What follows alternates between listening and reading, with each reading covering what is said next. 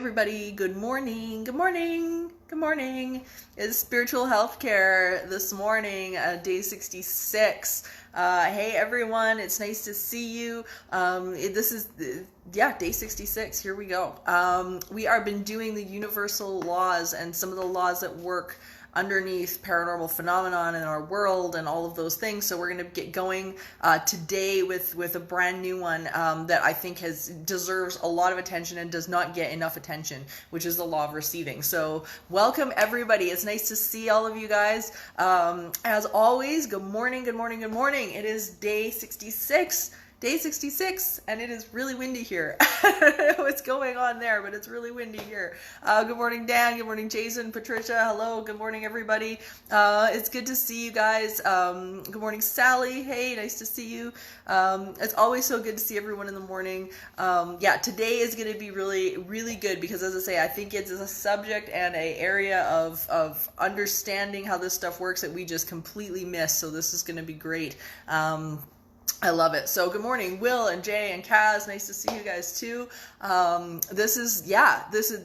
excited to dig into today because I think it's an area of both the paranormal and of the whole being able to create in our reality and understand manifestation and stuff that just gets completely missed, and then people don't understand why stuff's not working. So we're gonna grab onto all of that today and start to piece through it and piecemeal through it. Good morning, Josiah and Darren. Nice to see you guys. It is so nice to see everyone coming in the morning. And today I'm stoked about this topic because I spend a lot of time working on this angle of things because I find it is so key, both in paranormal research and investigation, and then just in day-to-day life and our daily life as well. As I say, today we're going to be tackling what they call the law of receiving, and it really is sort of that final step as to what it is that we are creating in our world. And it can be one of the hardest things to master because it really is. It's a mastery of all of this. So this is going to be really awesome. So good morning to everybody. It is nice to see you. Good morning, Des. Nice to see you. It's always so good to see everybody in the morning. It's so amazing. I've had a few really, really good questions come in and whatnot as well over the last little while. Lots of people wanting more discussion on some of this stuff. I know half an hour in the morning is sometimes it just doesn't feel like enough. Like we could just keep going on a lot of these subjects because it's there's so much to say. There's so much, and it's so in depth. Good morning, Lori. Nice to see you. It is good to see everybody. I hope you guys are having nice weather. I had such a funny day yesterday. I have a big announcement actually today, which I'm very excited about. I had a fantastic meeting yesterday afternoon with an amazing new venue here in Edmonton. And it's called the Craft and Cork, and it's really cool. It is a haunted sort of bar restaurant, very old venue in a place called White Avenue here in Edmonton. It's a really great area because it's one of the first real towns that was established. It wasn't originally Edmonton at the time. It was a place called Strathcona, and then Strathcona and Edmonton kind of joined together. So a lot of our older buildings and historical sites and stuff like that are down the White Avenue area. And so anyway, long story short, so this is really good news for everybody, no matter where you are. You don't have to be in Edmonton. But I'm going to be working with them moving forward, hosting things like workshops and galas and all of that kind of thing. And we're going to push that forward and be able to live stream some of this stuff as well. So it doesn't matter where you are in the world, you are going to be able to come and attend. So I'm really stoked about this. We're probably going to be looking at it, of course, a little bit later on in the year because, we don't want to rush things with COVID and things like that going on, but it's something to look forward to. It's something that we can start to look at and plan for and get excited about, and I think it's going to be really, really fun, just to be able to to get into a venue like this and take a look and host proper workshops and and bring all that in. So it's going to be really fun. I'm excited about it, and they have an amazing spirit that goes in between the hotel and the bookstore and then Craft and Cork, and his name's Lawrence, and he kind of wanders in and out apparently. I have not met Lawrence yet. I've met the owner of Craft and Cork, but I've not met Lawrence. But I am excited to be working with them. I think it's going to be fun and engaging, and we're going to be able to take stuff to new levels. So it'll be really good, and maybe even live stream an investigation or something like that, because that would be really fun for everybody, I think. And then maybe we'll get to meet Lawrence one-on-one, which will be awesome. I always like to, every time I do a lecture or something like that, I always make sure I take the time to talk with the spirit there and whatnot, because they usually attend. And I think it's so important to be able to talk with them, in the same way, and give them the same respects. When I did a show about, I guess it was a couple of years ago now, at the Stony Plain Multicultural Museum. And it was so interesting because the entity that was there, it ended up attending the event, and there were a few people that felt pats on their shoulders and all sorts of things, and they didn't realize that was going on. So it was really neat. So yeah, we've had some really cool experiences that way. Good morning, Shadow. Nice to see you. It's good to see you. Shadow has sent me some really awesome music, and I'm slowly getting my way through her music, and it's amazing, and I'm it's really cool. So Anyway, you guys, so let's dig into this. Let's talk about this stuff. So, the law of receiving. This is such an interesting one because it's something I think that gets forgotten. As we sort of move through life, everything gets really busy, and we're so good as people and physical beings in our body. We're so good at doing the ask, right? We all know we usually know what we want. Sometimes people don't even know what they want. They can't get off the ask part.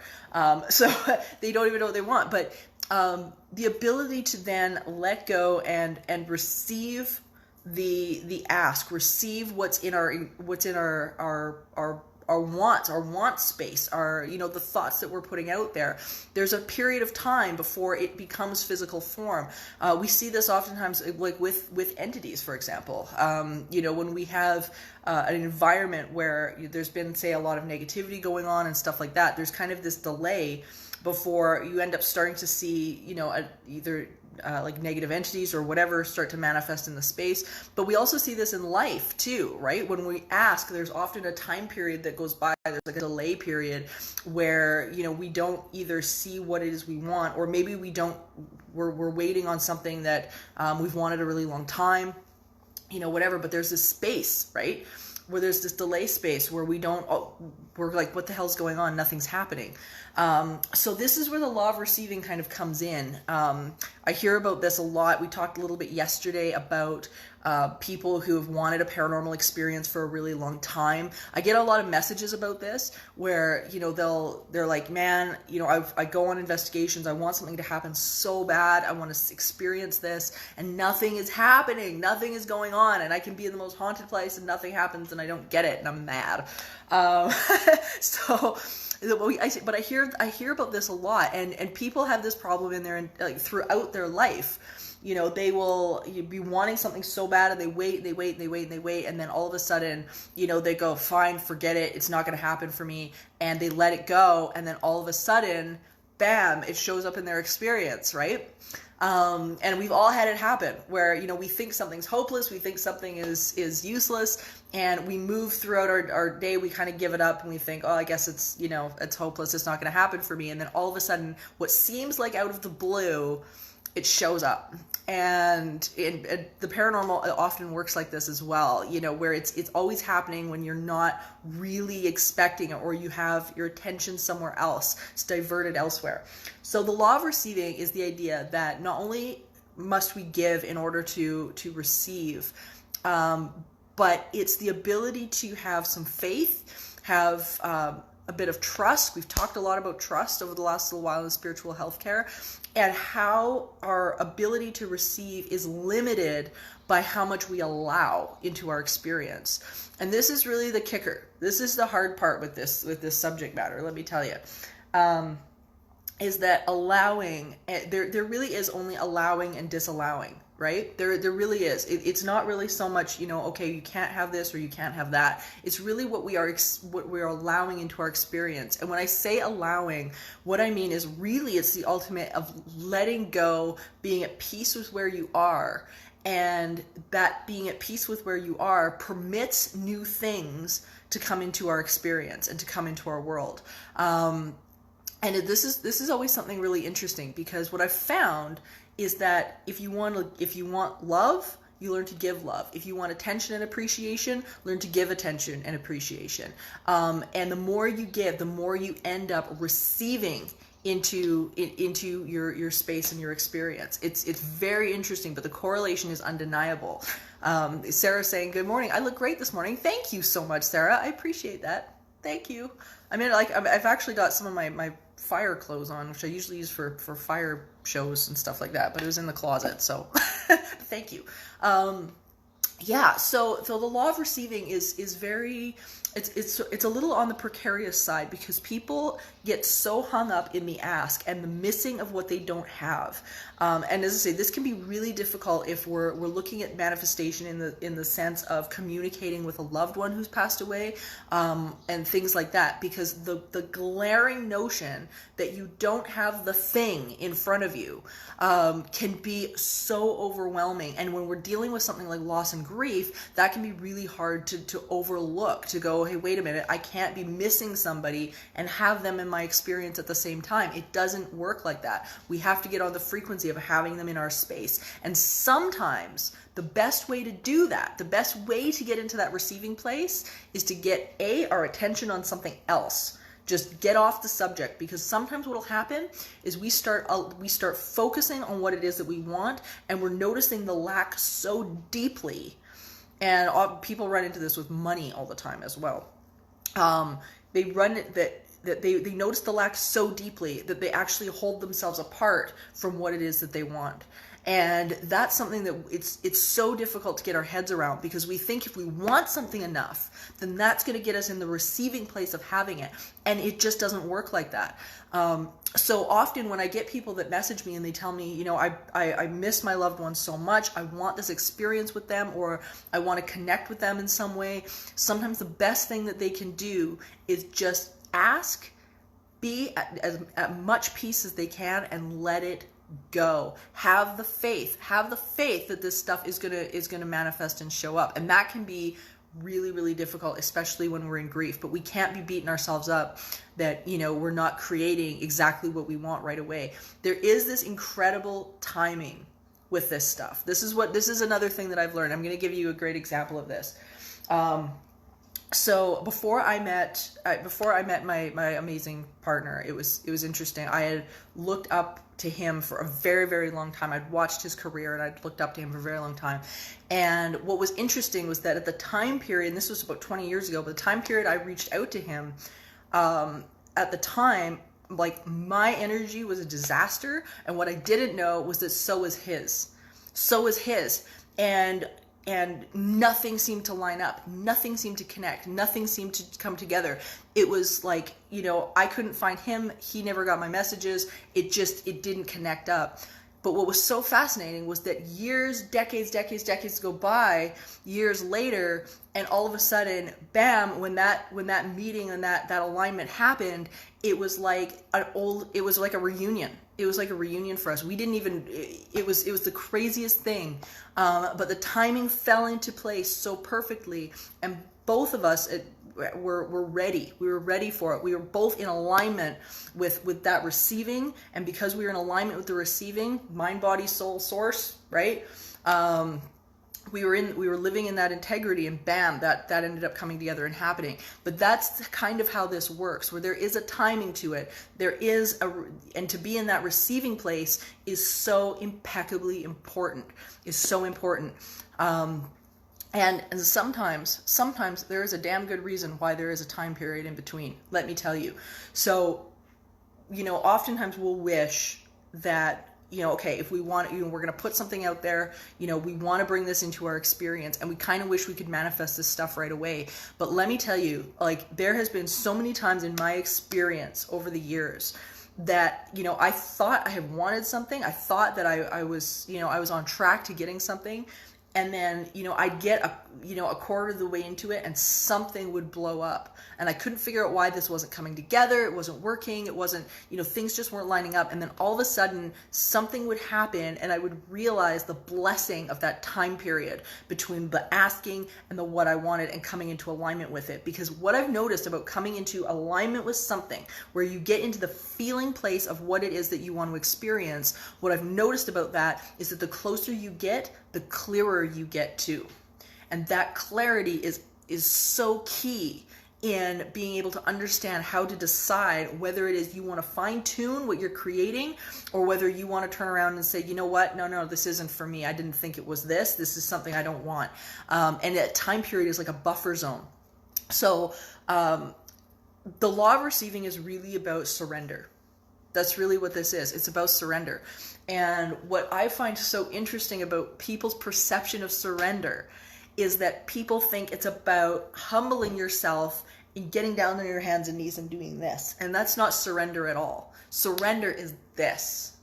And when we start to understand that surrender is this, then we can begin to let it go and start to be able to have some faith in what those universal energies, whatever that is for you, source, God, whatever, when we start to understand that we can allow that and allow that to take over and allow that momentum to kick up, then it will carry itself. It really does. It really knows what it's doing. I always get such a kick out of people that will, there's quite a few that I've had who will, people that believe that they have mediumship abilities or whatnot, and they will, they'll come to me and try to say, I want people to pay me money in order to, cross over loved ones. And usually if people are asking you for money for this, it's a scam. So don't fall for that. But the one thing I have to say, and I always reply to them, is source energy doesn't need your help. It doesn't need your help. It can do it on its own. This is the energy that creates worlds. This is something all that is. Just allow. Don't be forcing this stuff, because when we start to force it, as soon as we start to sort of push that round peg in that square hole, again, we run into this wall of resistance, and that's it. Forcing this stuff is not going to happen. I've had numerous friends over the years that have really been of the belief that in order to make stuff happen, they have to make it happen. They have to force it to happen. They have to pay somebody to have it happen. They have to, something's got to go on, but they've got to, if they don't shove it into place, then it's not going to show up for them. And there's people like that in the paranormal field as well, where we get, individuals that will, they go and they're pushing for phenomena and for evidence, and they usually come back maybe with something, but it's not as good as it could be. And that's the one thing I found about this, is that the lack of surrender and the lack of understanding this really important law of receiving and being in that allowing state and allowing it to form on its own, is that when you do force it into place, guess what? It doesn't show up at the same level of splendor that it could if we had have just allowed this stuff to start to show up and manifest on its own with its own divine timing. And it's really key. Will is saying you can't swim against the tide of the universe, and it's really true. The way this stuff functions, there's a momentum. I always like to say there's a rhythm. I had this great discussion the other day. There's a rhythm to the universe. There's a rhythm to success. There's a rhythm to the people who know what they want and know what they're doing and know how to move forward. They've got a rhythm. Like it's like going against a bad drummer. Right? So if you've got a bad drummer, and you've got all these other instruments that are trying to find their way into that rhythm, right? Everything's going to be off. So it's like we have to pay attention to that rhythm. What is the rhythm? And the funny thing is like, for me, my rhythm is really quick. I've always got my fingers in like 5 different pies, and I've got like, but I have these ideas, and when people bring me an idea and say, hey, I want to create this, then my rhythm to get that moving and get that creating is really, really, really quick. And for those people who are not caught up with that rhythm and are not caught up with that receiving place yet, tend to get run over. Like, they get frustrated with me. They just get pissed off because they see it all forming so quickly and coming together, and I've got 10 things done by the end of the day and they're still back on square one, which is fine, but my rhythm is really, really quick. And and other people, they work slower than that. They just they're a little more methodical, and they move to a different rhythm. And everybody's got a different rhythm in different areas of their experience too. So you could have, that rhythm in terms of work, and you can have a completely different rhythm in terms of a relationship, or in terms of, who knows, whatever it is in your experience. But the ability to then surrender to that, be able to allow that, and allow that momentum to begin to take us, find that peace, find that space, and let go of the expectation of how it's going to show up in our experience, so that we're not trying to force it. The other thing that I've really noticed about the law of receiving, which I think is so key, is the more we allow, the more we let go, the more we surrender whatever it is that we're wanting, whether it be a paranormal experience, or something else within our environment that we just don't have yet, the more we are trying to harp on it and force it into place, we miss the incredible ways that the universe can bring it into our experience so much more perfectly than what we have planned. Let me tell you, I always thought I was a good planner, and then the universe decided it was going to one-up me. It was going to one-up me, and it has one-upped me so many times now that I just don't do it anymore. Just don't do it anymore, because it will one-up you, and in the most spectacular way that you can imagine. So there's plenty of examples, as we, you guys can look back on your experiences probably and see, how this has come together for you. And Shadow, she's mentioning here that Brandy and her didn't even want to be married, and then we're both fine being single, and yet they're married for 14 years. It's exactly things like that. We can't assume that what we have designed and what we have in our box is the way it's gonna manifest. The miracles that show up in our experience, if we just let this stuff go, it's beyond anything that we can really conjure, because there's this sort of divine intelligence, I think, that lines up all these factors that we can't even see. It's really amazing. And the people who have been in that state of allowing, and want to, or begin to deal with non-physical on the paranormal world level, and the paranormal side of things, the experiences that they end up creating and having with that non-physical energy, out of this world, like spectacular, out of this world. And we're not talking about maybe an EVP here or an EVP there, or I think I heard a chair move upstairs and stuff like this. I'm talking like incredible experiences that 100% in your heart that this was not only meant for you, but it is a connection with something that is so brilliant and so loving that it will carry you. It will carry you through what you're doing, no matter what's going on in your experience. Like, it's really cool. It's really, really neat. So I want to read a little bit of about receiving, because I think this is so important. And check this out. I have my Dwight Schrute bookmark. Yeah, The Office. It's such a good show. It's so funny. I haven't seen this show in a long time, but Rainn Wilson is awesome. He does, for those of you guys who were not on the class where we talked about Soul Pancake, okay, so Rainn Wilson has this amazing website called Soul Pancake. Check it out if you haven't. He is he has such a deep understanding of the stuff that we're talking about. Like, he's not Dwight, really. He's not as ignorant as Dwight. He's amazing. And really, really good. So if you have not checked out Soul Pancake, do it, because it's really cool. But I wanted to read a little bit about receiving from Ask and It Is Given by Esther and Jerry Hicks, and the teachings of Abraham. So for those of you guys who don't know Abraham, they are actually a channeled group of entities, part of non-physical, and they dictate through Esther Hicks, and it's really amazing. They're amazing. Like, they're just absolutely amazing. So check this out on their point of view of surrender. This is really cool. It is not possible for someone else to receive the resources that were meant for you. And you cannot selfishly squander resources that were intended for someone else. All desires are answered, all requests are granted, and no one is left unanswered, unloved, or unfulfilled. When you stay aligned with your energy stream, you always win, and somebody else does not have to lose for you to win. There is always enough. If someone is not receiving what they are asking for, it is not because there is a shortage of resources.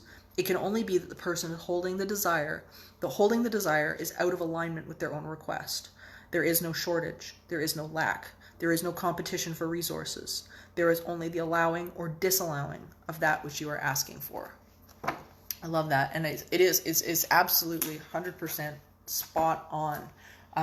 And it's funny because sometimes what you'll find is, you'll be going through a process, you'll be going through your day, whatever that is, and you kind of have this, you'll have a paradigm shift, or you'll start to see this thing in a different way, whatever it is that you want, and all of a sudden it's that shift that you need. All of a sudden, in 1 minute, you are on the one side of the manifestation, and the next day, in the next second, it can be the next second, you're on the side of the other. There is no time period, really. All it is the time that it takes for you to find the alignment with what it is that what the experience is that you're looking for.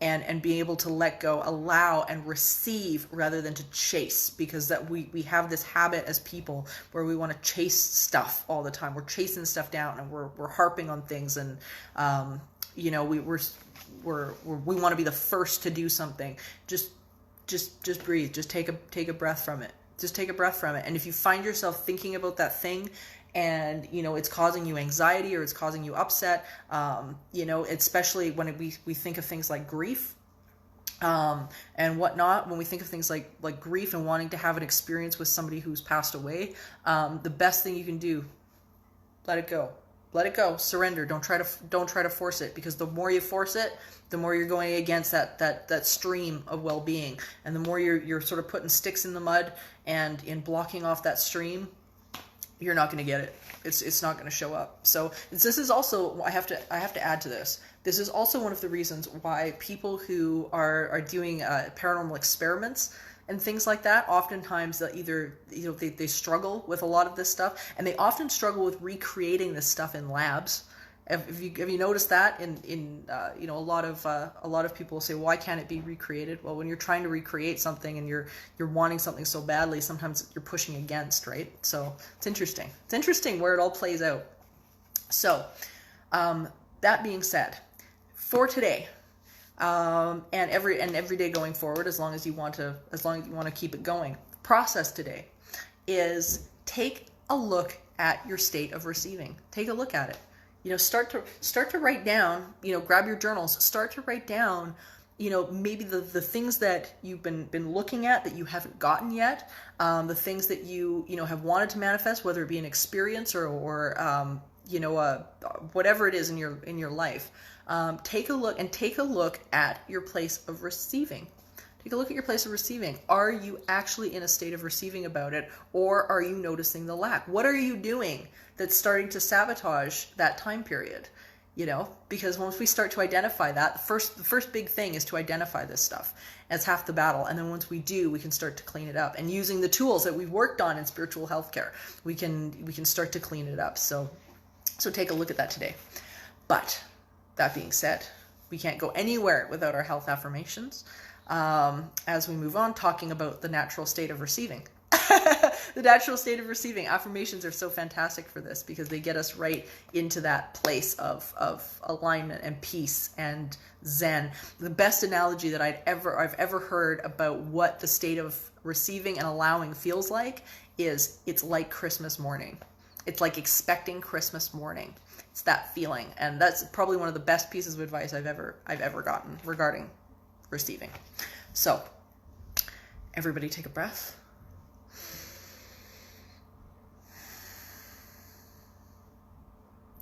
It is natural for my body to be well. Even if I don't know what to do in order to get better, my body does. I have trillions of cells with individual consciousness, and they know how to achieve their individual balance. When this condition began, I didn't know what I know now. I don't need to understand the cause of this illness. I only have to gently, eventually release this illness. It doesn't matter how it got started because it's reversing its course right now.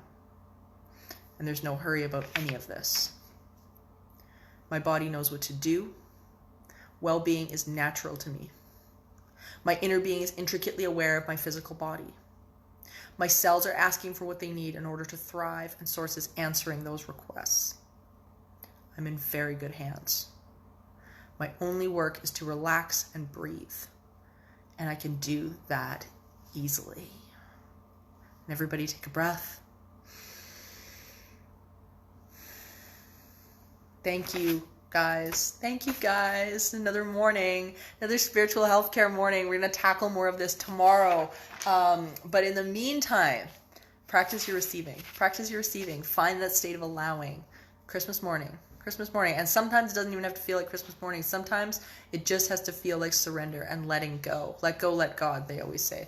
And it is just, it's the best thing that you can do. Mr. Marilyn Manson once said, sometimes the most powerful thing you can do is to give up. And sometimes this is, and a lot of people took that as, well, what do you mean giving up is powerful? What are you talking about? And the reality is that sometimes it's a letting go. He understands the concept of surrender, letting go. Giving up is the most powerful thing you can do. So that being said, everybody have a wonderful morning, good afternoon, and I will see you guys tomorrow morning. Spiritual Healthcare. Bye, guys.